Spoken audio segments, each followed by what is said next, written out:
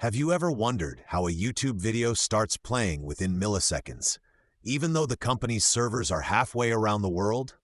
The answer is a Content Delivery Network, or CDN. And by the end of this tutorial, you'll know exactly how one works. We'll follow Kate, who's about to watch a video on her phone in Tirana, and trace what really happens behind the scenes. Think of a CDN like this. Instead of mailing a movie from Hollywood every time someone wants to watch it, the studio puts copies in warehouses near every major city. When you press play, the nearest warehouse hands you the film. No transatlantic shipping required. A CDN does the same thing with bytes. Hundreds of small data centers, each near a population center, each holding cached copies of popular content. Here's the layout. One origin server somewhere, say Virginia, and dozens of edge pops scattered across the world. London, Frankfurt, Singapore, São Paulo, Sydney, Tokyo. When Kate's request goes out, the network's routing logic picks the pop closest to her. For Tirana, that's Frankfurt. For someone in São Paulo, it's the local pop, never Frankfurt. This is the foundation of why CDNs feel instant. Geographic distance to the cache is short for almost everyone. Kate taps play in Tirana. Her phone sends the request over the internet, but instead of going all the way to the origin server in Virginia, the network routes it to the closest CDN edge pop, which happens to be in Frankfurt. That edge pop is the first place that even tries to serve her.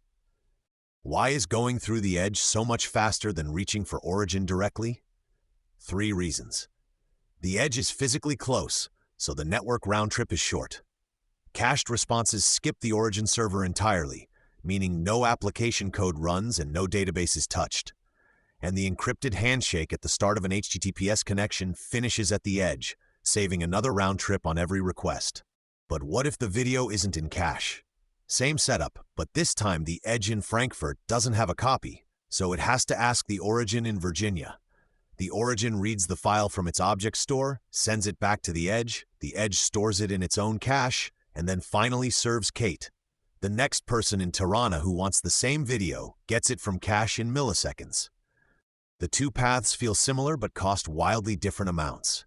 A hit is essentially free for the origin server, just a tiny lookup at the edge plus the network trip back.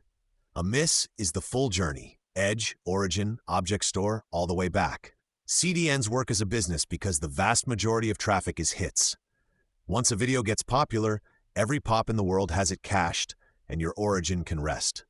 Now let's zoom in. We've been treating each edge pop as a single black box, but inside it's actually a small system on its own.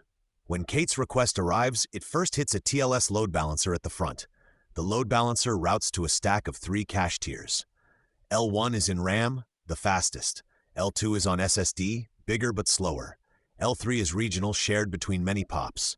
Only if all 3 miss does the request leave the region for origin. Each tier is roughly 10 times slower than the one above it, and 10 times bigger. Why 3 layers instead of 1 giant cache? Because each tier solves a different problem. L1 is microseconds fast but only fits the very hottest content. L2 has room for everything that's still popular, just slightly slower.